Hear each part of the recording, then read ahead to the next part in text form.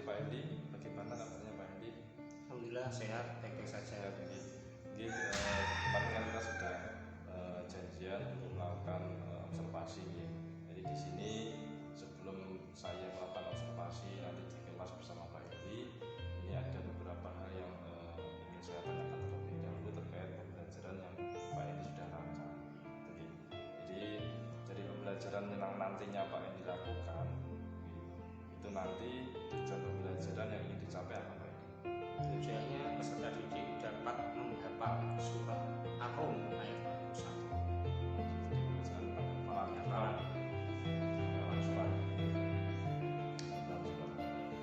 Jadi terus untuk area pengembangan yang ingin dicapai bagi itu apa? Ini dari sisi metode menghafalnya. Jadi tiap individu peserta didik punya karakter. Ketika menghafal itu lebih mudah ketika melihat teks ayat. Ada yang lebih mudah ketika harus mendengar yang mendengar itu ketika disuruh melihat ya kurang sama. Ada yang kedua-duanya harus melihat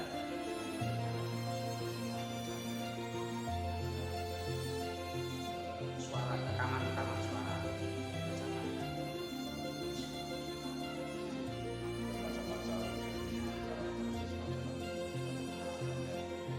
Terus strategi apa yang disiapkan Pak Endi untuk mengatasi metode administrasi memberi contoh hafalan siswa atau memberi contoh video yang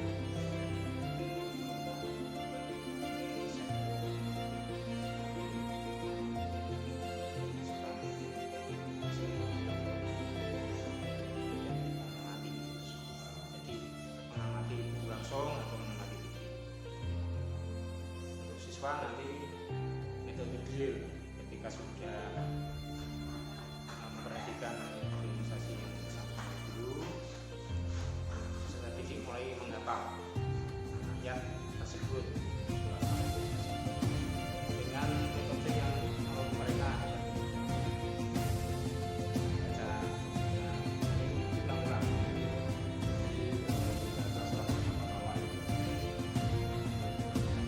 Bersama-sama, mulanya bersama-sama, kemudian setelah bersama-sama mereka sudah punya kemampuan yang berbeda. Ada yang ketika bersama-sama beberapa kali langsung bisa, ada yang itu beberapa kali. Jadi siswa tadi dilakukan kesempatan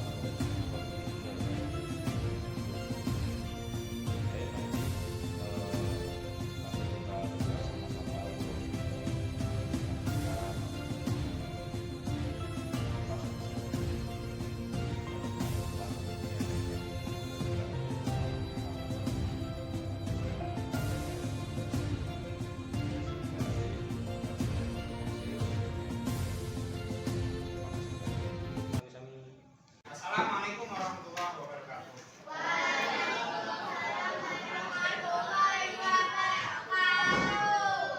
Semoga sehat, selamat, dan sukses untuk semuanya. Yang paling dengan berdoa. Berdoa diselesaikan.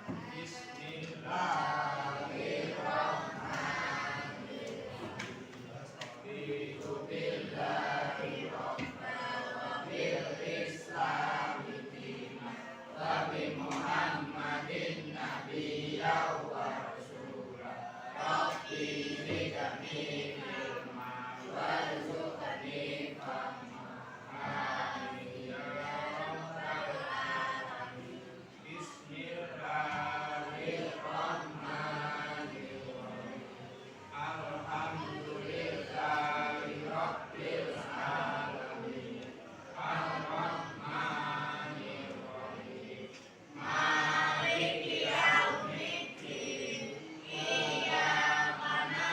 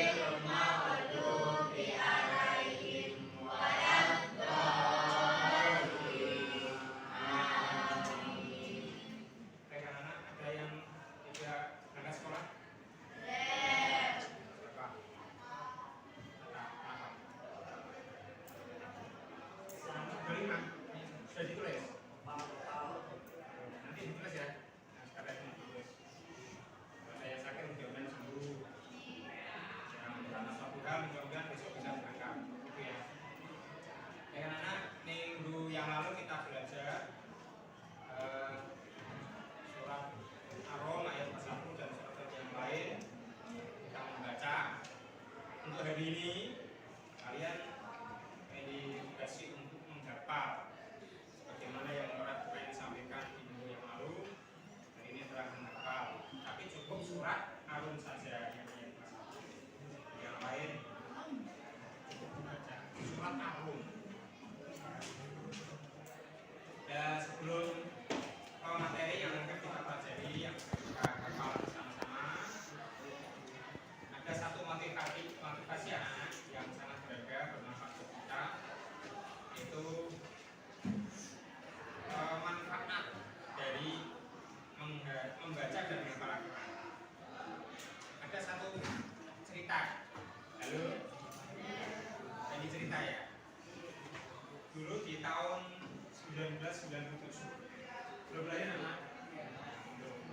Saat itu Wendy berusia 19 tahun. Di tahun 1997, Wendy berusia 19 tahun.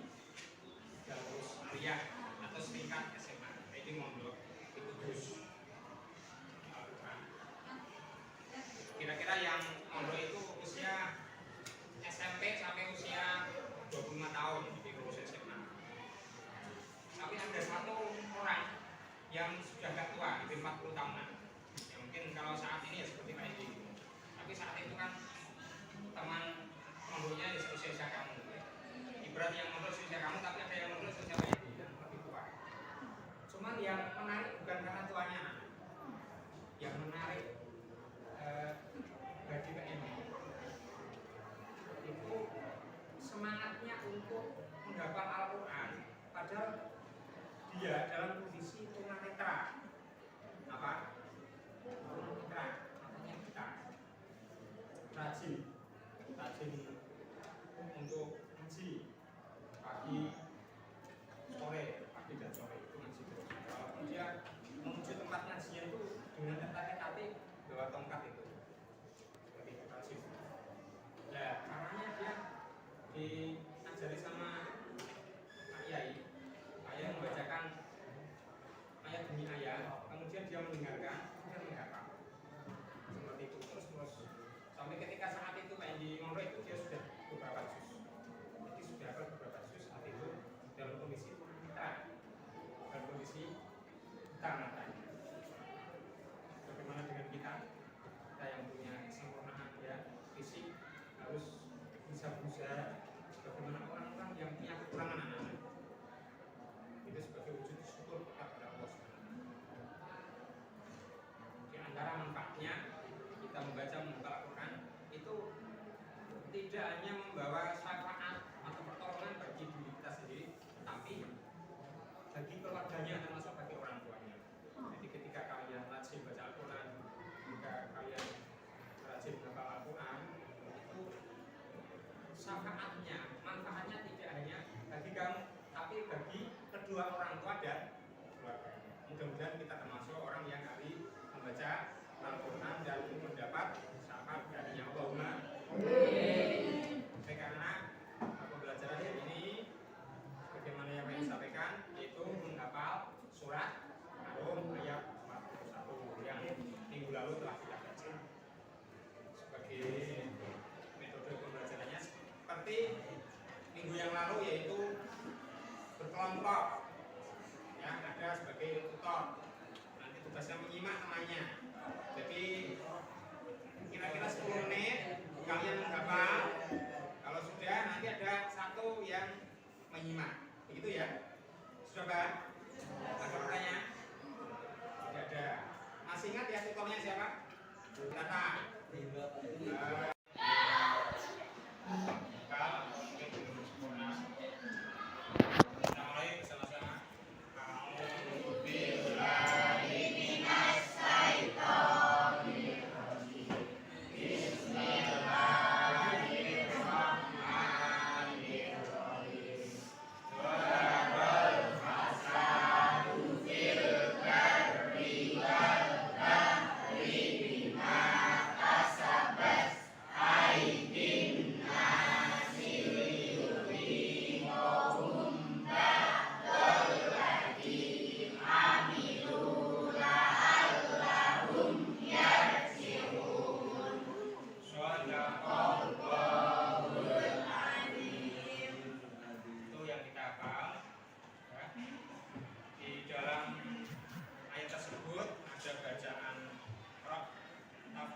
dan roh tafkim. Roh tafkimnya itu roh yang dibaca fathah atau dhamma. Seperti kapal berharo, ya, roh itu tafkim atau tebal. Kemudian yang dibaca tipis, roh yang berharokat kasroh, ilberri, ya, ri itu tipis. Itu bacaan roh tafkim dan tafkim dalam ayat yang kita hafalkan tadi. Untuk minggu depan kita mempelajari isi kandungan dalam ayat yang kita hafal dan kita baca. Kemudian ada refleksi anak-anak ya, itu Pak Edi sudah mengirim, kalian jawab sesuai dengan keadaan kalian masing-masing, yaitu tentang kesan kalian dalam belajar hari ini, senang atau tidak dengan pembelajaran pada hari ini, jika senang apa alasannya, jika tidak apa alasannya. Kemudian metode atau cara belajar yang kalian senangi seperti apa dalam menghafal Al-Quran. Karena tadi ketika kayak ditanya di depan satu persatu ada beberapa yang ditanya, itu ada yang senang hanya dengan melihat teks di dalam buku atau di file yang kayak dikirim itu ya. Ada yang senang seperti itu. Ada yang senang dengan cara melihat teks dan mendengarkan video atau YouTube ya, dan seperti itu. Ada yang senang membaca tapi mendengarkannya tidak begitu senang. Jadi macam-macam. Itu nanti kalian jawab sesuai yang dikirim itu soal refleksi. Bisa dibuka. Bisa dikirim ya, ke situ ya. Nanti bisa kalian jawab. Ada beberapa menit menjawab.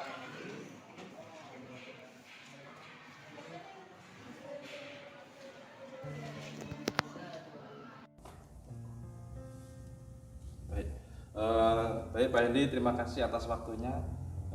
Hari ini kita bisa bertemu kembali dalam keadaan sehat walafiat. Kita di sini akan membicarakan terkait hasil observasi yang kita lakukan kemarin ya Pak Hendy. Kita refleksikan bersama dari pembelajaran yang Pak Hendy lakukan kemarin itu sudah dilakukan dengan baik. Kalau menurut Pak Hendy sendiri itu kira-kira seberapa besar keberhasilan yang Pak Hendy lakukan pada saat pembelajaran di kelas 8B kemarin? Alhamdulillah kalau saya persentase itu ya sekitar 90% atau mungkin lebih. Jadi sudah cukup sangat memuaskan bagi saya. Karena ini didukung dengan kemampuan peserta didik di mana mereka rata-rata kan sudah bisa membaca Al-Quran. Jadi dari pembelajaran kemarin itu keberhasilannya kalau untuk Pak Hendy sudah 90%. Ya. Jadi sudah tercapai dengan baik. Jadi terus dari pembelajaran kemarin Pak Hendy, dari keberhasilan itu tentunya tidak lepas adanya mungkin kendala ya. Jadi sedikit-sedikit tetap mesti ada.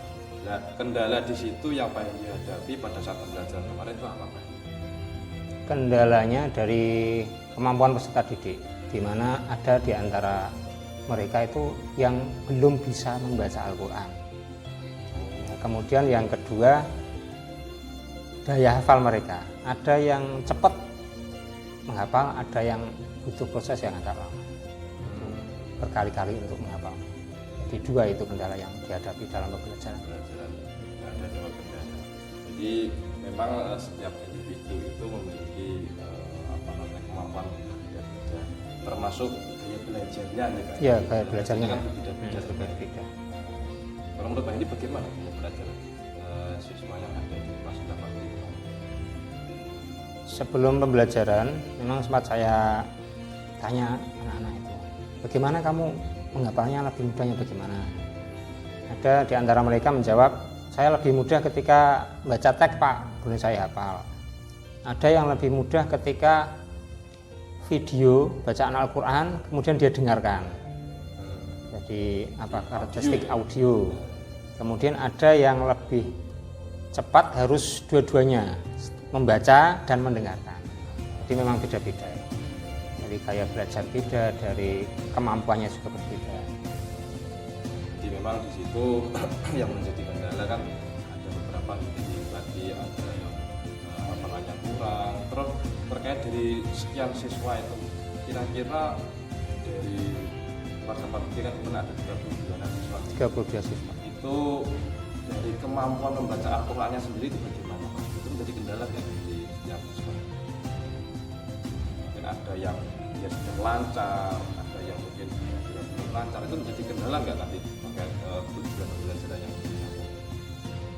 sebetulnya itu ya bukan sebuah kendala, karena memang kita mengajarkan dihadapkan dengan peserta dengan karakteristik yang berbeda-beda, sehingga bagaimana kita bisa menerapkan metode yang tepat untuk mereka per individu. Jadi memang butuh kita pahami bersama, memang siswa ya seperti itu, peserta didik seperti itu, karakteristiknya berbeda-beda. Jadi dari semua siswa itu memang kemampuan membaca Al-Qur'annya itu sudah tergolong sudah baik ya. Mungkin sudah ada nggak satu atau dua siswa yang mungkin dia belum bisa membaca atau apa dan sebagainya. Secara rata-rata sudah baik, hanya ada beberapa kurang dari 10% yang belum bisa membaca. Dan itu pun ya tetap kita usahakan untuk mereka tercapai tujuan pembelajarannya. Kemarin tujuan pembelajarannya itu adalah bagaimana siswa itu bisa menghafal ayat suci Al-Qur'an ya, menghafal surat Ar-Rum ayat 41. Dari tujuan itu kira-kira kemarin itu kan kendalanya kan terkait siswa yang tadi yang belum bisa lancar dalam membaca itu menjadi kendala nggak kira-kira Pak dalam penghafalan itu? Memang mereka ketika maju belum menghafal, sehingga kita kasih solusi supaya mereka bisa menghafal. Untuk mengatasi dari beberapa kendala yang ada di kelas tersebut, kira-kira apa yang paling dilakukan? Nah, kita petakan ya dari peserta didik itu, mana yang betul-betul belum bisa membaca, mana yang sedikit-sedikit bisa membaca, mana yang menghafalnya lambat. Nah, bagi mereka yang memang betul-betul tidak bisa membaca ya kita bantu dengan dibimbing guru secara langsung, mendengarkan bacaan per kalimat. Mereka menentukan, kemudian diulang lagi, kalimat 1, kedua disambung, 1, 2, 3 disambung, demikian baru ulang-ulang, drill ya, dengan metode drill, diulang-ulang terus itu. Di sisi lain guru mendemonstrasikan, membimbing secara langsung, kemudian dengan drill berulang-ulang. Kemudian dibantu dengan tulisan Latin. Jadi misalnya Zuhrul Fasadu kita tulis Latin. Karena kalau kita bimbing dari huruf hijaiyah ya butuh waktu yang sangat lama. Jadi seiring kita mengajarkan menghafal, tapi di sisi lain kita juga ya di sela-sela pembelajaran kita ajarkan juga memang huruf-huruf hijaiyah supaya di kesempatan yang lain mereka juga mampu walaupun mungkin belum bisa membaca lancar. Oke Pak Edi, terima kasih. Terus dari beberapa tadi yang siswa yang belum bisa menghafal dengan baik, itu kan dari data tadi kan ada sekitar 10-an ya, 10% siswa yang menghafal kurang baik. Itu kan kalau Pak Edi membimbing sendiri itu bagaimana? Apa mungkin melibatkan dengan teman-teman sebayanya atau bagaimana untuk bisa 10 anak ini bisa terkondisikan dengan baik, bisa memberikan bisa maksimal dalam menghafalnya. Oh iya, tadi belum sempat saya sampaikan aja. Jadi ada juga metode tutor sebaya ya. Ada beberapa siswa yang memang sudah lancar membacanya, termasuk kaidah ilmu tajwidnya juga bagus, menghafalnya juga bagus. Nah, itu yang kita jadikan sebagai tutor sebaya, membantu teman-temannya yang belum bisa. Kalau guru semua memang tidak efektif nanti, habis waktunya untuk belajar. pernah langsung menangani seperti itu. Jadi lebih memanfaatkan ke teman sebayanya Ya, tadi. teman-teman sebaya. Dari hasilnya itu lebih maksimal ya Pak Hendi ya? Lebih maksimal. Lebih maksimal. Karena memang kadang ke guru kan mereka agak takut ya, tapi kalau ke temannya kan enjoy, lebih nyaman. Oh, gitu. Jadi itu jadi memanfaatkan teman sebaya juga dalam mengatasi permasalahan siswa yang ada di kelas. Terus di sini rencana tindak lanjutnya nanti pembelajaran setelah pembelajaran ini bagaimana nanti Pak Hendi untuk kedepannya? Mungkin untuk kelas yang akan datang. Dari metode mungkin pengembangan dari metode dan media. Jadi lebih mengembangkan metodenya lagi dan medianya gitu. Mungkin bisa dengan audio tadi, dengan menyiapkan nanti MP3 atau bagaimana? Ya. Tidak lanjutnya. Dan bisa memanfaatkan kalau mungkin di kelas yang lain nanti kan minggu tidak lanjut yang setelahnya kan berarti ke kelas yang lain juga nih. Jadi juga sama memanfaatkan teman sebayanya juga. Iya. Ya, terima kasih Pak Hendi, itu menjadi evaluasi atau refleksi dari pembelajaran yang Pak Hendi lakukan kemarin. Baik Pak Hendi, tadi Pak Hendi menyebutkan terkait tentang proses itu tidak sampai lebih efektif gitu. Itu sudah dilakukan di sudah dilakukan. Jadi teman-teman punya terkait penggunaan berbagai tempat seperti itu, kira-kira adalah ada kendalanya itu ada anak-anak yang mereka kalau belajar dengan temannya seenaknya sendiri tidak mau diajari, dan ketika belajar sendiri juga tidak mau. Bahkan ketika diambil alih hati oleh gurunya malah takut. Akan ada juga beberapa didik yang ketika bertemu pelajaran pendidikan agama Islam pas materi Al-Quran itu tidak berangkat, itu aja. Karena mungkin sebagai takutnya takut gurunya, disuruh belajar dengan temannya juga tidak mau, disuruh belajar sendiri juga tidak mau, sehingga kadang kita juga perlu untuk berdekatan dan bantuan dengan wali kelas dan BK. Dalam hal ini bukti atau wali kelas supaya yang penting anaknya mau berangkat.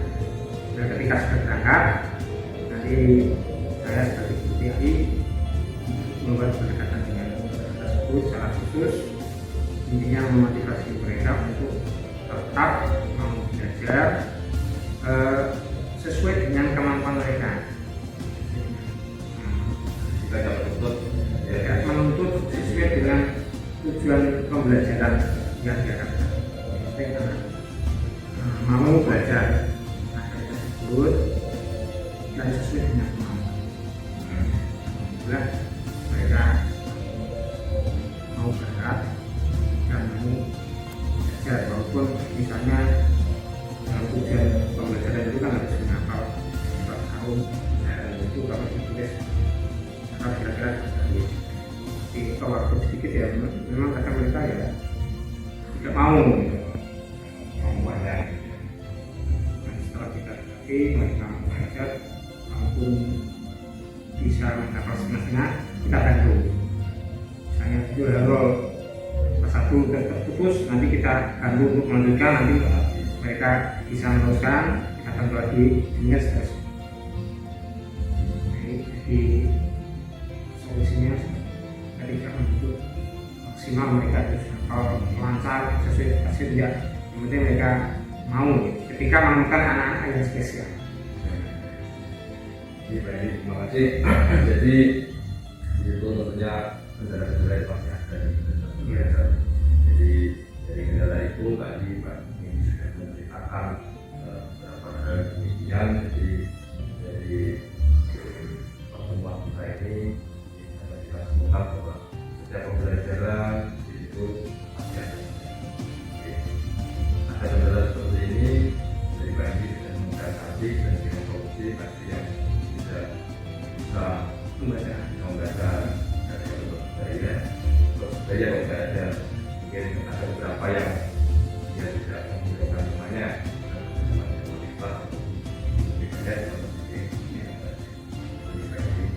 jadi nanti di pembelajaran ke depan bisa dari berapanya nanti bisa belajar dari pengalaman pembelajaran di hari ini, nanti belajar dari link. Terima kasih Pak Edi atas waktunya, dan yang bisa membantu.